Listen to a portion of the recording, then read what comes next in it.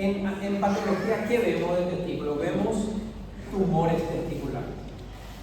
Le voy a mencionar la criptorquidia, pero casi nunca recibimos ningún material de criptorquidia. Realmente no sé por qué, porque se deberían operar estos testículos, pero no es muy frecuente recibir. Pero la criptorquidia es cuando el testículo no desciende. Ustedes saben que el testículo tiene, durante el desarrollo embrionario, se origina, vamos a decir, en la parte retroperitoneal y después desciende hasta el escroto. Y es una falla completa o incompleta del descenso de los testículos. Y se habla de dos fases.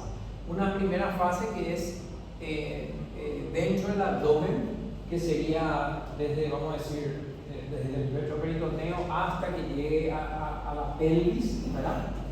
Y acá esto está manejado por la sustancia inhibidora mulleriana. Entonces, si hay un déficit, una alteración, un polifectio realmente, el 5 o 10% de los casos vamos a encontrar testículos intraabdominales en un varoncito que no tiene testículo, o sea, tiene escroto, pero no tiene el testículo, ¿verdad? Y es normal que al recién nacido puede ser normal que no tenga testículo, pero en poco tiempo tiene que descender. La segunda fase, que es la mayor parte de los casos de criptorquidia, sí depende de los andrógenos, y es la fase inguino-escrotal.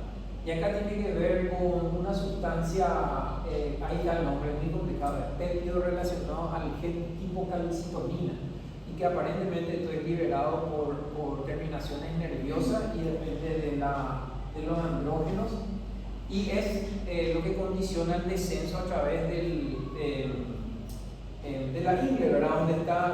Donde sería donde pasa el cordón espermático, etcétera, ¿verdad? Hasta el escroto. Y la mayoría de los casos de criptorquidia, entonces el testículo está ya casi externalizado, vamos a decir, no está en el escroto, pero puede estar en la zona de la ingle. Por lo general, el hecho de que el testículo no descienda es un problema que no es solamente mecánico, no es nomás que tener que tomar el testículo y con una cirugía ponerle en el escroto y suturarle para que se quede ahí. Es un problema complejo y muchas veces acompaña de otras anormalidades en el desarrollo, como ser hipospadia. Hipospadia es cuando en el varón la uretra corre por el pene y se abre en la punta del pene, ¿verdad? Y la hipospadia es cuando en el trayecto de la uretra se abre la uretra en la cara ventral del pene, no en la punta del pene, sino que en alguna parte durante el trayecto. Y también se puede acompañar de una mala calidad en la producción de espermatozoides.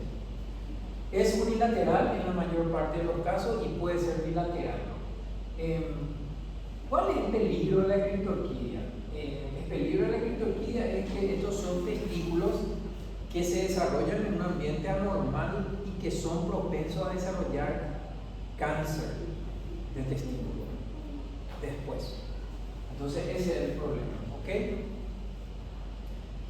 ¿Qué se puede ver a la histología? Y vamos a ver unos túbulos seminíferos que no tienen, o sea que las células germinales no hay una espermatogénesis, hay un engrosamiento de la membrana basal.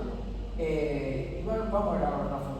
Y también vamos a ver una hiperplasia de las células en el estroma, una proliferación de células de Leydig. El tamaño es más pequeño, la consistencia es más firme, y eso ya se puede ver desde los 2 años de edad.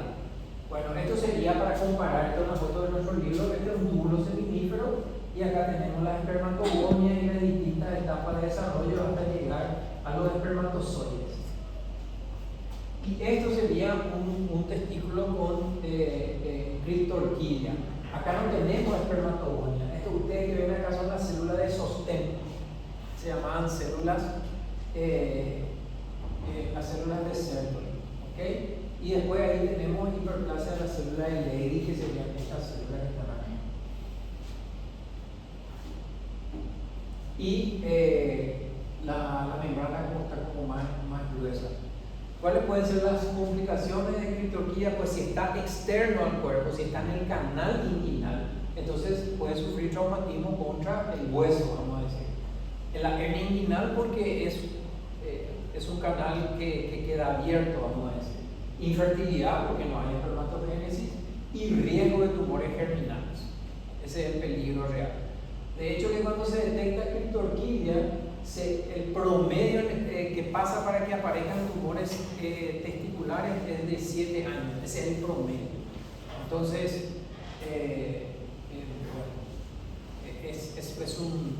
y aparece en más del 50% de los casos, 70% creo que. Bueno, la mayor parte de los testículos desciende en el primer año. O sea, si por ahí tienen un sobrinito, un bebecito que está cercano a ustedes, ¿verdad? Y por ahí escuchan que no hay testículo todavía en el escroto, pues eso se puede normalizar hasta el año, es lo que se entiende, ¿ok? Pasado ese tiempo, entonces hay que ver lo de la corrección quirúrgica, pero el hecho de corregir quirúrgicamente no protege tanto contra esto, contra el riesgo de desarrollar el tumor. No protege tanto, ¿ok? Porque por eso que decimos que no es solamente un problema mecánico, vamos a decir, ¿ok? La orquiopexia, que es el descenso y la fijación del testículo en el escroto, no garantiza la fertilidad, ¿okay? O sea que no soluciona lo de la infertilidad. Lo que puede solucionar es lo del traumatismo, vamos a decir, pero no soluciona la fertilidad, no soluciona el desarrollo de tumores testiculares, ¿ok? Y como les digo, esto no está bien aceptado de que el hecho de mejorar, pero eso sí, si un testículo se queda intraabdominalmente, entonces el riesgo es muy alto de que desarrolle un tumor, y encima si está dentro del abdomen es más difícil de detectarlo todavía. Bueno, otras cosas por las que tampoco recibimos material. Nosotros los testículos que recibimos son torsión testicular, que es sencillamente porque ya ocurrió el hecho, ya se infartó el testículo, ya se sacó el testículo, ¿verdad? Muy rara vez encontramos tumores en un testículo torcido, prácticamente no. Cosa que no es así en un ovario torcido. Muchas veces el ovario se tuerce porque ya hay un tumor que le hace más pesado y eso facilita que se tuerce. Pero el testículo se tuerce por una alteración ya inherente al paciente, y de hecho que se tuerce generalmente en niños o en prepubertos. Ese suele ser el momento más. Bueno, pero la epididimitis y la orquitis sería la inflamación generalmente secundaria a un agente infeccioso. El agente infeccioso puede estar relacionado con bacterias que típicamente están asociadas a infecciones urológicas, entonces se asocia a cistitis, uretritis, etc. Y eventualmente se extiende hasta los testículos, ¿verdad? Eventualmente. O puede relacionarse con bacterias que no están relacionadas con infecciones genitourinarias como puede ser la tuberculosis y la sífilis. En los niños, si ocurre, es porque tienen algún tipo de alteración o malformación genitourinaria. Y ahí el germen más probablemente sea un gram negativo asociado con bacterias de la flora intestinal. En los jóvenes, adultos jóvenes, es más bien relacionado con la actividad sexual. Y en los mayores, también de vuelta relacionado con 35 años o más, probablemente más, relacionado con construcción de la próstata por la hiperplasia prostática, que creo que hoy vimos, y con bacterias otra vez asociadas a la flora intestinal. Yo le digo, en no sé cuántos años tengo de práctica, creo que materiales de este tipo hemos recibido, no sé, 10 veces, por decirlo, ¿verdad? Y las veces que hemos recibido es porque la infección fue tan severa que produjo trombosis vascular, y la trombosis vascular a su vez produce lesiones más severas, vamos a decir, y entonces termina en una cirugía. Pero normalmente estos son de tratamiento clínico, entonces no requiere ningún tipo de cirugía. ¿Okay? Bueno, generalmente los cuadros infecciosos, sobre todo las infecciones crónicas, como son la tuberculosis y la sífilis, más la tuberculosis que la sífilis, terminan produciendo una destrucción del parénquima testicular. Pero usualmente, y les voy a mostrar esta foto del libro, esta es una orquitis, fíjense el aspecto purulento que tiene el testículo, y más importante acá es aparentemente la destrucción del epididimo. Esto sería inflamatorio agudo. Como le dije, tuberculosis y sífilis son las patologías que sí podemos ver ocasionalmente porque por ahí simula un tumor, y entonces recibimos material por ese tipo, por ese lado, no porque se pensó en este diagnóstico. Lo peculiar es que la tuberculosis se inicia en el epididimo y luego pasa al testículo, y la sífilis al revés, se inicia en el testículo y luego pasa al epididimo. Por lo general, si el paciente tiene tuberculosis es porque tiene tuberculosis sistémica. Entonces, un órgano más afectado sería el testículo, ¿verdad? Pero es muy raro que sea una tuberculosis, que el único lugar en el cuerpo que tenga sea en la zona urogenital, vamos a decir. Y esta es la torsión testicular, que tiene que ver con como le digo, una predisposición genética que uno tiene, ¿verdad? El ligamento suspensorio del testículo no está bien desarrollado y entonces gira sobre su eje y puede torcerse. Y como la vía de llegada de la sangre es por el cordón espermático, se tuerce la vena y se carga de sangre del testículo, y después la sangre ya no puede retornar y termina produciéndose en la necrosis, como se ve en este caso. Bueno, la parte que realmente es más sustanciosa es la parte de los tumores. Y quiero que tengan en cuenta que cuando hablamos de tumores de testículo vamos prácticamente a repetir en ovario. ¿Okay? Tenemos que hacer las comparaciones probablemente. Entonces, los tumores que vamos a ver en el testículo vamos a ver en el ovario. Hay a veces un pequeño cambio de nombre y hay algunas peculiaridades, pero los tipos tumorales son similares. ¿Okay?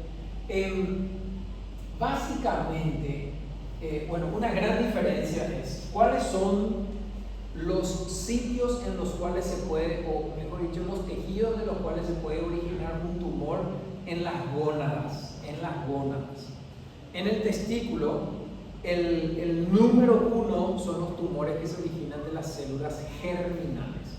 O sea, las células sería las espermatogonias, vamos a decir, las células germinales.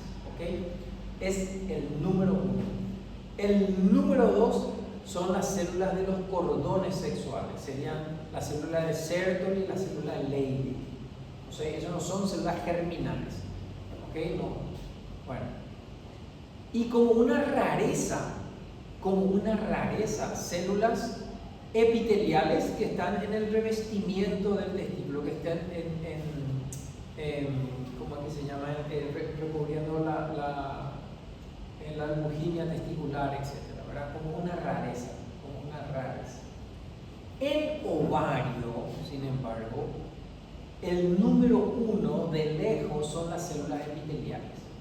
Y eso que nosotros pensamos en el ovario, no pensamos en un órgano epitelial, ¿verdad? No pensamos en un epitelio, porque tiene apenas ese pequeño epitelio que estudiábamos en histología, que era cuboideo, así que recubre el ovario. Bueno, los tumores de ovario de lejos, pero de lejos son epiteliales, los más frecuentes y muy variados, muy variados. Es una gran diferencia con testículo. En segundo lugar, sí vienen los tumores germinales y en tercer lugar los tumores del estroma. Y decimos del estroma y los cordones sexuales. Bueno, entonces, solamente para tener en cuenta eso. En cambio, en testículo, los tumores germinales, fíjense, el 95% de los tumores de testículo son germinales. 95%. ¿Ok? Y podemos distinguir en dos grandes grupos. Uno es el seminoma. Lo vamos a ver dentro de un ratito. El seminoma es un tumor absolutamente no diferenciado, en el que las células son iguales a las células que vemos, a las células germinales inmaduras. Ese es el seminoma. ¿Ok? Seminoma. Entonces, células monótonas germinales inmaduras. Y el resto que no sea seminoma le decimos no seminomatosos. No seminomatosos. Y eso es importante porque la terapéutica varía. Y acá tenemos una gran variedad. El carcinoma embrionario, el tumor del seno endodérmico, el teratoma, ¿okay? El coriocarcinoma, o la mezcla de estos, incluso la mezcla de estos con el seminoma. Y así es que tenemos tumores puros, es cuando cualquiera de esos es el único componente, son el 40%. Y hay más frecuentemente tumores mixtos. Y cuando el tumor es mixto, nosotros sencillamente decimos tumor germinal mixto. Y después decimos, tiene 50% de seminoma, tiene 30% de coriocarcinoma y tiene 20% de tal cosa. Le nombramos los componentes y más o menos el porcentaje. Más o menos. No es perfecto, pero no se hace una idea. ¿Okay? Después vienen los tumores de los cordones sexuales. Lady surgery y tumor de células de la granulosa. Es súper raro, pero no sé si les suena célula de la granulosa, es de los folículos ováricos. Sí, las tecas. Bueno, entonces también en testículo puede haber ese tipo de tumor. Yo creo que nunca vi un caso. Bueno, como dijimos, la patología ocurre, se piensa que para el desarrollo de estos tumores germinales, uno ya viene con las alteraciones genéticas en las células germinales, y que esas alteraciones genéticas ya están incluso en el útero. Y se piensa que la exposición de la madre a pesticidas, se piensa, no es algo así probado, ¿verdad? Pero que la exposición a pesticidas, incluso la exposición a sustancias, a estrógenos, estrógenos no artificiales, vamos a decir, ¿ok? Bueno, que podría inducir ya alteraciones a nivel genético en las células que se están formando en ese embrión, ¿ok? En las células que se están formando en ese embrión. Y la manifestación morfológica de una neoplasia incipiente es lo que se conoce como neoplasia de células germinales in situ. Neoplasia de células germinales in situ. Le voy a mostrar ahora una imagen porque se puede reconocer eso en el micrófono. ¿Okay? Y este cambio, que como dice su nombre es in situ, nosotros encontramos en la mayoría de los tumores de testículo. O sea, recibir una pieza operatoria porque tiene un tumorazo, y después si el tumor lo destruyó todo el testículo y hay todavía restos de parénquima testicular, muchas veces en esos restos encontramos neoplasia germinal in situ. Se piensa que hay mutaciones de un gen, de dos genes en realidad, pero uno que siempre aparece es el KIT y el otro es el BAT. Y esas mutaciones pueden dar origen a lo que se llama la neoplasia de células germinales in situ. Y eso queda ahí, eso podemos ver en los testículos no descendidos, etc. Eso queda ahí y que si se adquiere otra alteración cromosómica, que es el isocromosoma 12, el isocromosoma 12 es una duplicación o sea, es una alteración en la división de los cromosomas. En vez de separarse así, ¿ok? Y que este brazo se separa en este plano. Entonces quedan un par de cromosomas con material genético como desorganizado, ¿ok? En vez de que haya una separación normal y que un cromosoma con el brazo corto y el brazo largo, quedan dos cromosomas con el brazo del mismo tamaño, porque la fractura fue diferente, la separación fue diferente. Cuando esto ocurre y esto se encuentra en todos esos tumores, si uno estudia va a encontrar el isocromosoma 12. O sea que este es un paso, esto que está ahí, acá está. Acá está. Así se ve el cariotipo. ¿Cómo? Mortero vale. Ustedes saben que, bueno, ahora hacen las computadoras, pero yo todavía hice, los cariotipos se cultivan la célula, se sacaba sangre, se cultiva la célula, se le aplica una sustancia para frenar la división, después tomamos ese cultivo celular y literalmente echábamos una gota por una lámina para que se extienda así, ¿ok? Después se coloreaba eso y veíamos células que estaban en división y como congeladas, así, con la división congelada. A eso se le sacaba foto en blanco y negro, y después con una tijerita hacía como si fuera la primaria y recortaba los cromosomas. Y después ubicabas a los cromosomas, los buscabas, los ubicabas. Re complicado parece, porque son todos muy parecidos, pero después de un tiempo empecé a reconocer algunos. Obviamente los que hacen esto hacen solo esto todo el día, entonces es diferente. Pero ahora, yo le estoy hablando de 30 años atrás, nomás se hacía así como le estoy diciendo. Y ahora ya la foto se hace la foto, la computadora ya recorta solo, ya te clasifica. Después seguramente igual uno con expertise tiene que mirar y decir, este está bien, no, este es un 7, no un 6, no un 8, qué sé yo, y acomodas un poco y tenés tu cariotipo. Estos son los 12 normales y acá tienen un isocromosoma 12. Este es el importante, el 12P, o sea, el brazo corto del cromosoma 12. Ese es el importante, no el brazo largo, este no. Este. Bueno, entonces cuando ocurre esa alteración genética, entonces pasamos al desarrollo del tumor infiltrante. Acá tenemos dos túbulos seminíferos. Y estas son las células, estas de citoplasma claro con núcleo grande. Estas son las células que forman lo que se llama neoplasia germinal in situ. ¿Ok? Y como está dentro del túbulo, todavía no es un tumor. El primer tumor que vamos a ver es el seminoma. Y el seminoma es cuando estas células, así totalmente indiferenciadas, producen una masa.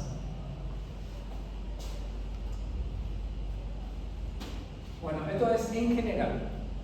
Los tumores de células germinales son más frecuentes en jóvenes, ¿ok? Se puede ver en niños, pero fíjense, de 15 a 45 años lo más frecuente.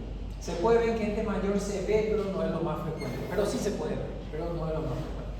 La categoría ya dijimos seminomas y los no seminomatosos. Los no seminomatosos, otra vez hay 4 tipos diferentes.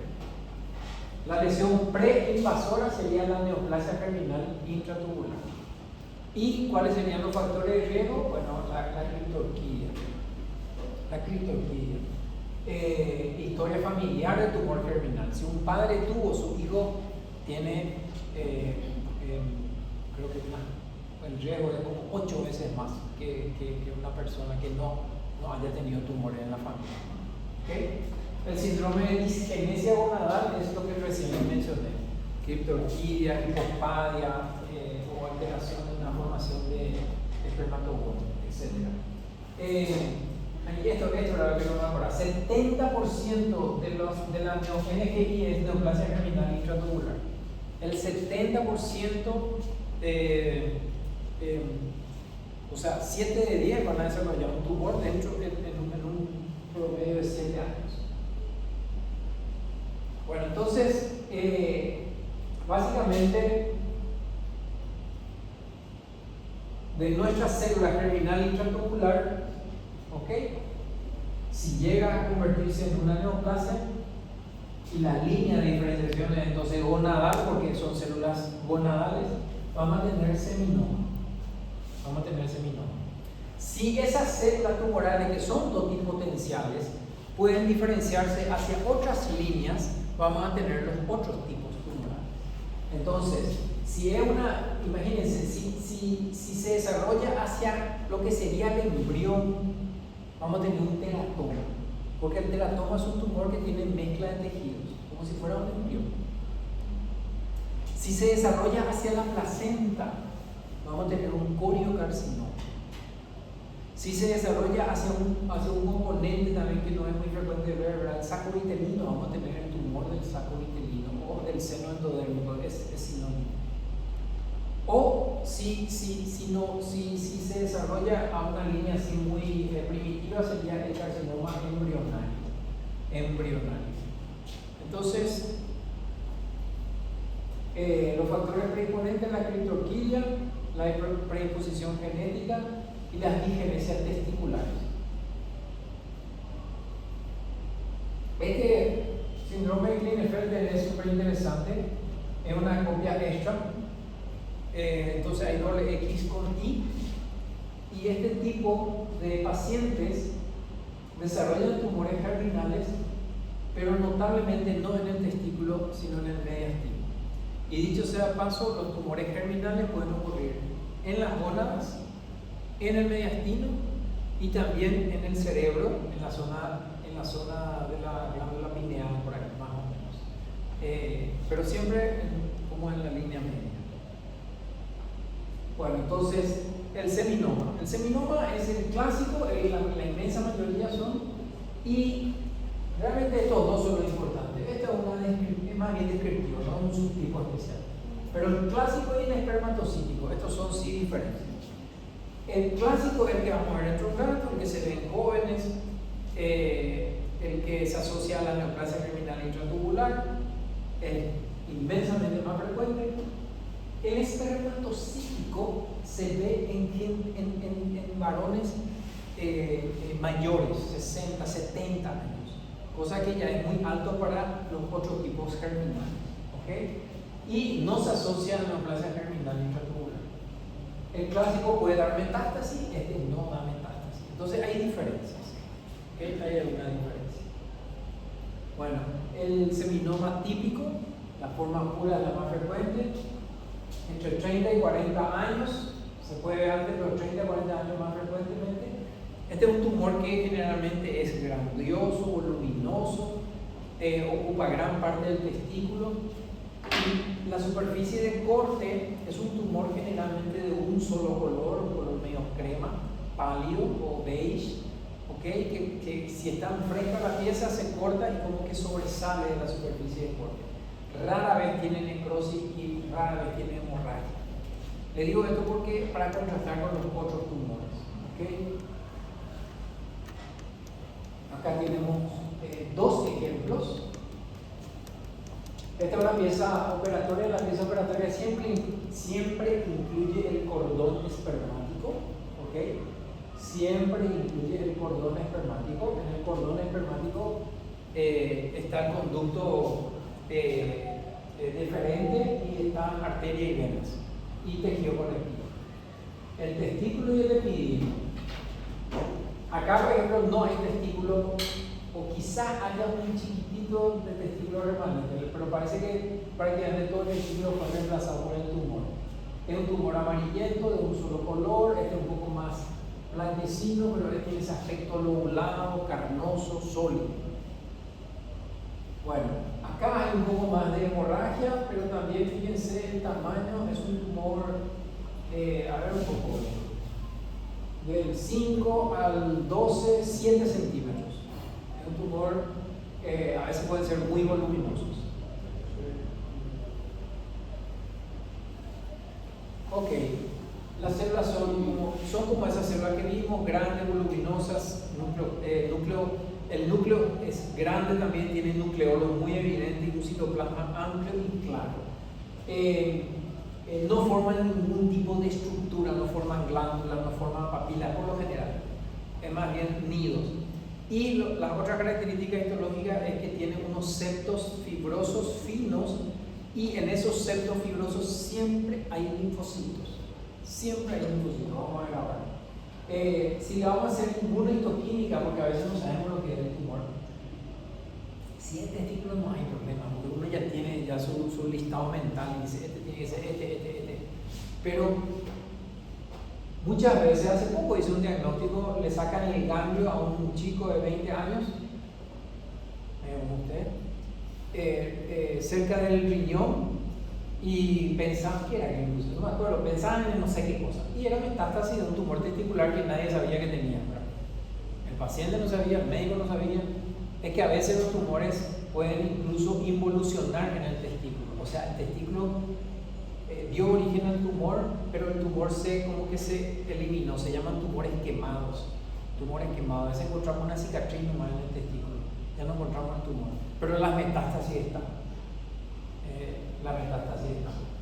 Bueno, entonces por ahí si encontramos algo así, podemos usar inmunohistoquímica, y la inmunohistoquímica es muy importante. Para este tumor se usa un marcador que se llama OCT, OCT34, se usa KIT, no sé si se acuerdan que había una mutación de este gen, que es el C117, y si se acuerdan mejor, es el mismo marcador que usamos para un tumor en el tubo digestivo. Muy bien, para el GIS. El mismo marcador para el GIS es este. ¿Ok? Y después otros marcadores que se pueden asociar. Le voy a mostrar el tumor. ¿Ven? Una nube de estas células indiferentes. Acá tienen los septos finitos. Y no sé si, quizá el mayor aumento, pero esto que es más azulcito, linfocitos. Muy característico. Esto igualito en el ovario. ¿Cómo se llama en el ovario? No se llama seminoma, se llama bisgerminoma en el ovario. Bisgerminoma, igualito. O sea, esta foto puede ser de ovario. Acá yo no veo parénquima testicular, no veo. Un poco mayor aumento, las células no forman nada, fíjense, no hay glándulas, no hay papilas, están ahí como sueltas. Esto es el núcleo, miren qué grande, el nucleolo es grande, el citoplasma es amplio, y acá están los linfocitos que se mezclan ahí y que suelen estar en los centros. Las células son todas monótonas, todas son del mismo tamaño. Le digo eso porque el seminoma espermatocítico tiene una variabilidad en tamaño de las células. Esa es la característica. Hay una pequeña, una mediana, una grande. Acá son todas grandes. Esa es otra foto. Miren, es otra foto y cómo se mantiene el patrón. Se mantiene el patrón. Y otra vez, los linfocitos, las células grandes, nucleolos, etc. El espermatocítico no deriva de la neoplasia germinal intratubular. Es menos frecuente, se ve en adultos mayores, ¿verdad? Crecimiento lento, no produce metástasis, o sea, es bueno eso, no produce metástasis. Y histológicamente tiene tres tipos de células, pequeñas, medianas y grandes. Acá hay un ejemplo de un seminoma espermatocítico, un tumor también así carnoso, está bien localizado, bien dentro del testículo, no salió del testículo. Fíjense, eso es importante para la estratificación. La estadificación cambia cuando el tumor invade la longínea o cuando invade el epididimo, o por ahí sí ya se mete incluso en el tejido del cordón. Todo eso aumenta el estadio. En este caso está localizado en el testículo.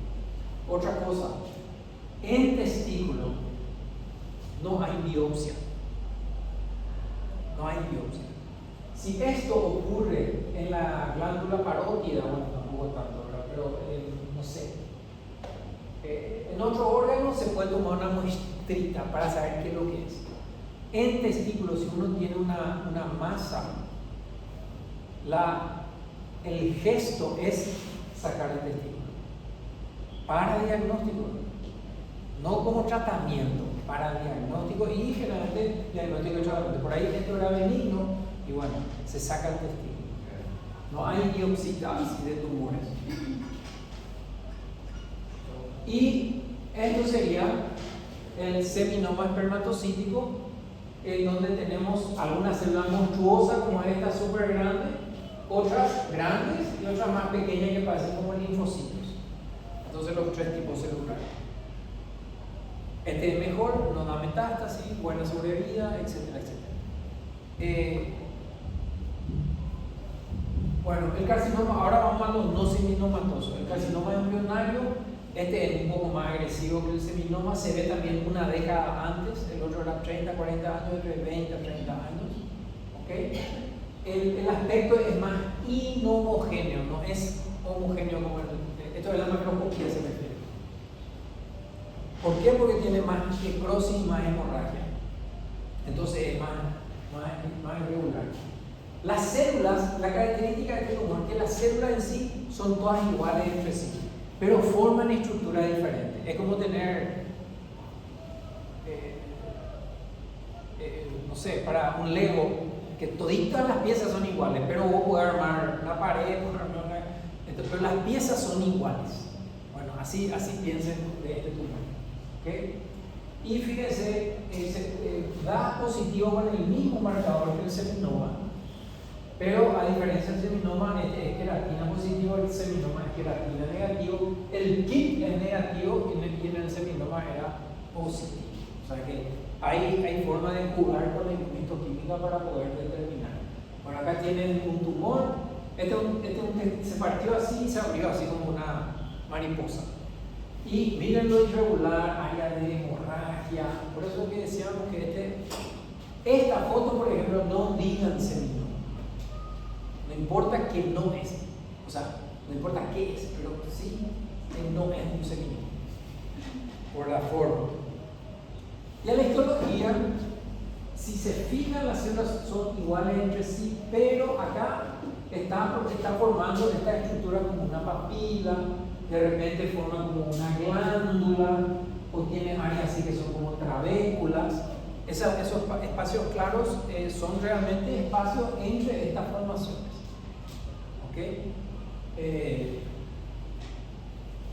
Y a mayor aumento son células muy atípicas, tienen mitosis, pero miren, núcleo grande, nucleolo prominente. Se parece un poco al seminoma en ese sentido, pero hay como más cohesión, entonces hay estructura, esa es la diferencia. Y este es un tumor más agresivo. Bueno, el siguiente es un tumor re complicado para diagnosticar, realmente es muy complicado para diagnosticar. Por suerte tiene una estructura que si vemos podemos hacer diagnóstico más fácilmente, pero le digo nomás que es más difícil. Este se puede ver en niños, niñitos, ¿ok? 1 año, 2 años, 3 años, ¿ok? Cuando eso ocurre, en niños menores, no se asocia a la neoplasia germinal intratubular, no se asocia. Y histológicamente este tumor tiene demasiados patrones, por lo menos 9 patrones diferentes, es difícil, para nosotros también es difícil, ¿ok? Presenta el patrón más frecuente, vamos a decir, es el que dice alveolar, porque recuerda alveolos pulmonares, más o menos, alveolar, o microcisto, microquístico, etc. La estructura que a veces se ve con este tumor es esto, el cuerpo de Schiller-Dubal, se escribe así como está ahí, Schiller, SSH, Schiller-Dubal, y es como una especie de glomérulo, así con un poco de imaginación es como un glomérulo. Te voy a explicar, vamos a mostrar. Y típicamente este tumor, la otra característica además de estos cuerpos de Schiller-Dubal, es que puede tener gotitas hialinas en el citoplasma de las células. Gotitas hialinas, o sea, rosadas en el citoplasma de las células. Y eso, ¿qué hay en esas gotitas? Hay alfa-fetoproteína o puede haber alfa-1 antitripsina. Y entonces este es un tumor que es positivo para alfa-fetoproteína. Es muy importante eso porque cuando veamos la parte clínica vamos a ver que para el tratamiento y para el seguimiento es muy importante. Bueno, este es un tumor que miren qué heterogéneo que es, tiene áreas como quísticas, tiene áreas sólidas, también tiene un poco de hemorragia, muy heterogéneo. Pero así por la macroscopía sola, dura y pura es probablemente difícil decir cuál es. Pero sí entra en la categoría de lo que decimos no seminomatoso. No seminomatoso. Bueno, es difícil explicar un poco la morfología. Las células a veces son cuboideas, a veces son un poco más alargaditas. Esto es lo que es más o menos alveolar, más o menos. Y este está queriendo ser un cuerpo de Schiller-Dubal, este está queriendo ser un cuerpo de Schiller-Dubal, pero a esto es lo que se refiere con estructura o patrón alveolar, como si fuera el alveolo de un pulmón, con un poco de imaginación. Este es el cuerpo de Schiller-Dubal. Bueno, ¿por qué decimos que es como un glomérulo? Tiene un vaso que es ahí en el centro. Ese vaso está rodeado por células tumorales, pero hay como un espacio, ¿ok? Un espacio. Este espacio es más claro, pero ahí hay citoplasma de la célula. Después están los núcleos. Después hay otra vez como un espacio, como si fuera la cápsula de Bowman. Entonces, a eso es lo que me recuerda un glomérulo. Este es típico de este tumor, cuerpo de Schiller-Dubal. Y esta foto de acá muestra, miren qué grandes son los glóbulos hialinos, que no siempre se ven, pero si están ahí son muy útiles. Glóbulos hialinos. ¿Ok? Alfa-fetoproteína tiene este tumor. El coriocarcinoma. Bueno, coriocarcinoma. Coriocarcinoma viene de la presencia de células que son muy típicas de la placenta. El sincicio trofoblasto y el citotrofoblasto. Entonces ustedes dirán, ¿qué hace la placenta en el testículo? Qué raro. Pero bueno, la placenta se origina del óvulo fecundado. Del óvulo fecundado se origina la placenta y se origina el embrión. Y bueno, y todos estos tumores vienen también de este tipo de células, ¿verdad? Entonces, este es el que recuerda a la parte de la placenta, vamos a decir, ¿ok? Macroscópicamente son muy hemorrágicos, muy necróticos, casi 90% necróticos, 10% nomás viable, ¿ok? Y la población es bifásica, o sea, dos tipos de células, citotrofoblasto y sincicio trofoblasto, ¿ok? El componente tumoral es escaso porque la mayor parte está necrótico, ¿ok? Y es muy invasivo, este tumor es agresivo también, el tumor más agresivo es este. Y como es placentario el tumor, la beta-HCG es positiva, o sea, esta es la hormona del embarazo. ¿Ok? Entonces, el paciente puede tener beta-HCG positiva en sangre. Yo creo que si tiene muy alto, hasta podría dar positivo a una prueba de embarazo. Creo que es fácil investigar nomás, pero yo creo que sí, porque si tiene sangre pasa la orina y como produce mucho, yo creo que puede dar. Bueno, acá tiene un tumor que parece que no tiene ni pie ni cabeza, lo único que se ve es mucha hemorragia. ¿Ok? Un tumor con mucha hemorragia. Por lo general, estos tumores, el coriocarcinoma es un componente pequeño de un tumor mezclado. No suele ser el componente principal, es raro que sea el componente principal, pero da mucha metástasis. A veces el paciente debuta por la metástasis y todavía nadie sabe que tiene tumor en el testículo. Bueno, acá hay un corte de este tumor en donde vemos el sincicio y el citotrofolato, para que nos recordemos. Cuando vemos un núcleo que es único, eso es citotrofolato. Cuando vemos un núcleo o una célula que parece como multinucleada, eso es sincicio-trofolato. Ya esto que van acá a lo largo del espacio claro. Ese es sincicio-trofolato. Acá hay otro ejemplo. Núcleos individuales, citotrofolato, todo mezcladito y un citoplasma más eosinófilo acá. Esto es sincicio-trofolato.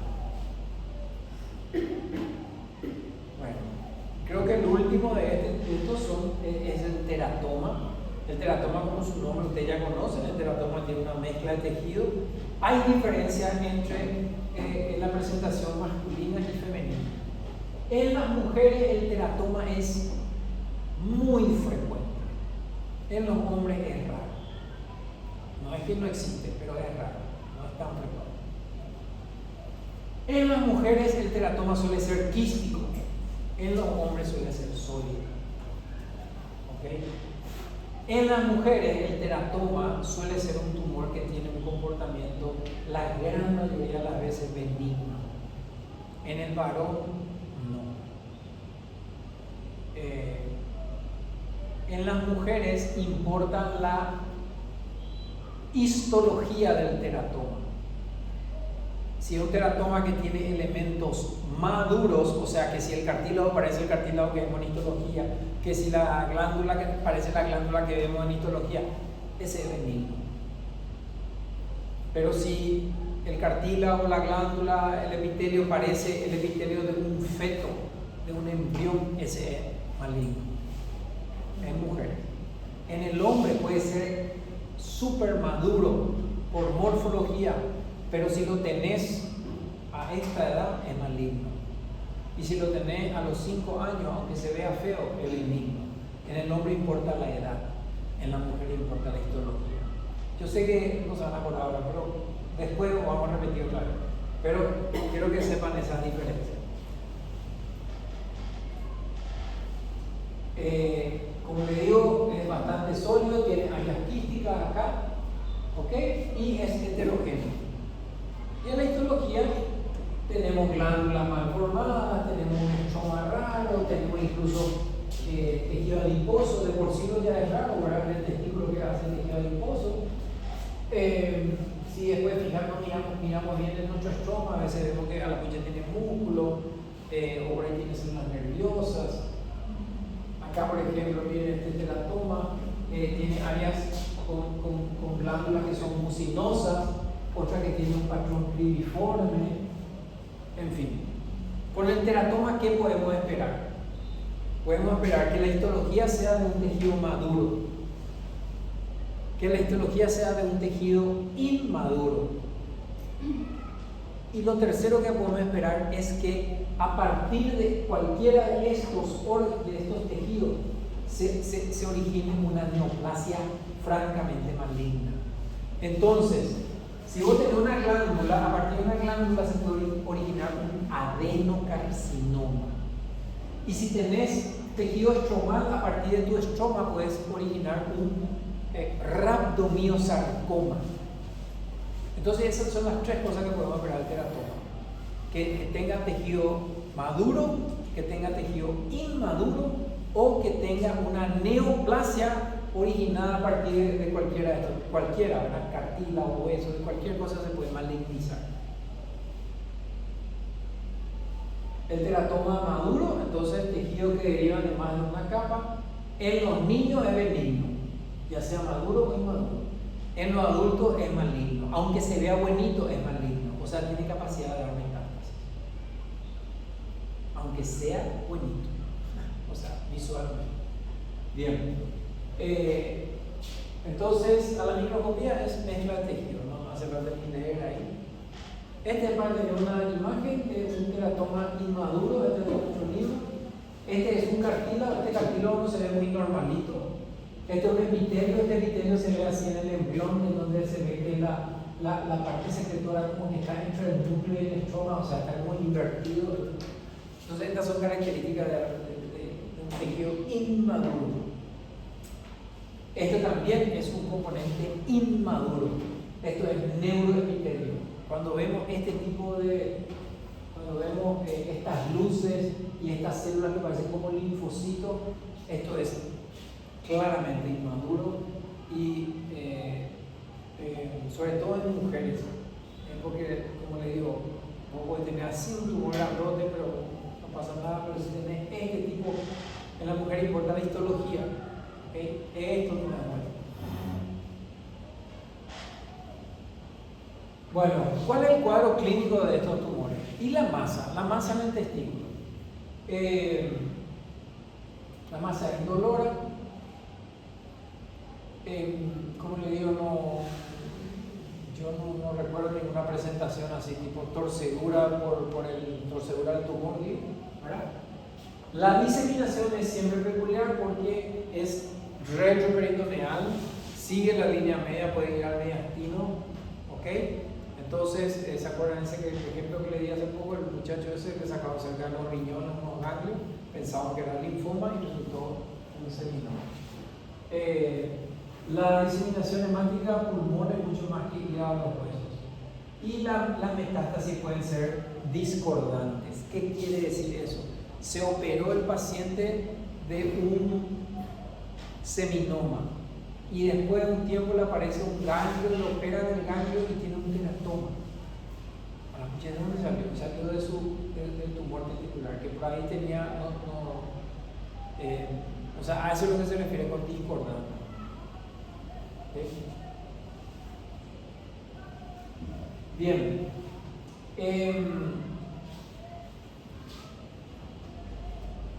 Esta es el motivo por el que se separa en seminomatoso y no seminomatoso es por este tipo de cosas.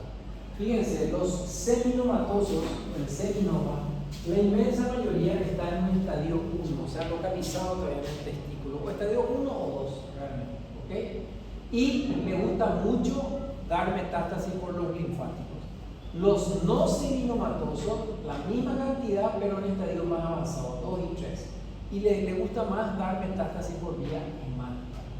Son radioresistentes, resistencia a la irradiación, pero son más quimiosensibles. Estos son más radiosensibles, pero son quimioresistentes. O sea, el tratamiento también varía. Y el estadio es, bueno, esto depende de cuál es el sistema, pero básicamente estadio 1 confinado al testículo, estadio 2 metástasis a ganglios y estadio 3 metástasis fuera de los ganglios. Bueno, importante. Acá lo más importante es que tenemos marcadores tumorales. Para los tumores germinales esto vale oro. Los marcadores tumorales valen oro. ¿Por qué? Porque te medís con un análisis de sangre. Y es de buena práctica si tenés un paciente que tiene un tumor testicular, aunque vos todavía no le hayas hecho nada, no se haya operado nada, vos le haces un análisis de sangre y si sale en su análisis de sangre que tiene alfa-fetoproteína alta, tenés que decir, acá hay tumor del seno endodérmico. No sé si es todo o es una parte, pero tumor del seno endodérmico. Y si sale beta-HCG alta, tiene también un poco de coriocarcinoma. ¿Me entienden? Entonces los marcadores tumorales son importantes. Y alfa-fetoproteína producido por el tubo digestivo fetal, por el hígado fetal, sacrovitelino, y no se detecta luego del primer año.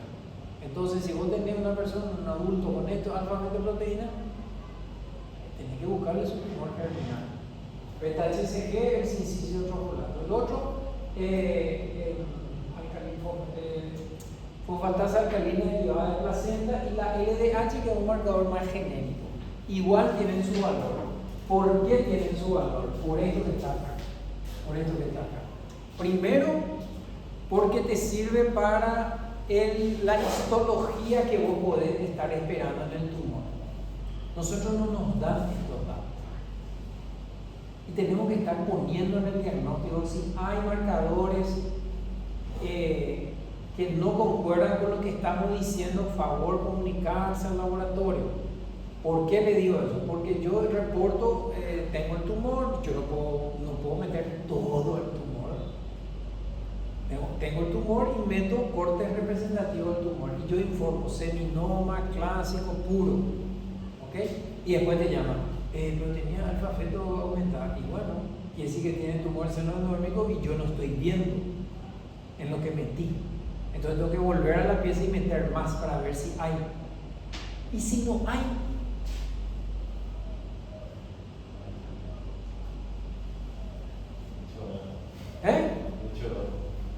no entiendo. Mucho gasto. No. Le digo este escenario. Tiene un tumor en el testículo, no era grande. ¿Ok? Era así 2 centímetros. Y con 4 bloques entró 100% el tumor. A veces es gigante y no podemos meter todo. De hecho que las buenas prácticas dicen meter un bloque, o sea, una lámina por cada centímetro de diámetro mayor que tiene el tumor. Si vos tenés un tumor de 15 centímetros, tenés que tener por lo menos 15 bloques. Si es uno de 3 centímetros, al menos 3 bloques. Así, ese es. Bueno, este era chiquitito, entró todito. Y es seminoma. Seminoma no es alfa-fetoproteína positivo. Sin embargo, tiene el paciente alfa-fetoproteína positivo. No nos dijeron. ¿Qué puede ser? No es error del laboratorio.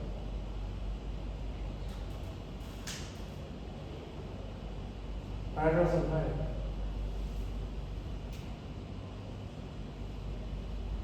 Viene de otro lado. Tiene metástasis ya. No está en el testículo. Eso es decir, es al mismo tiempo.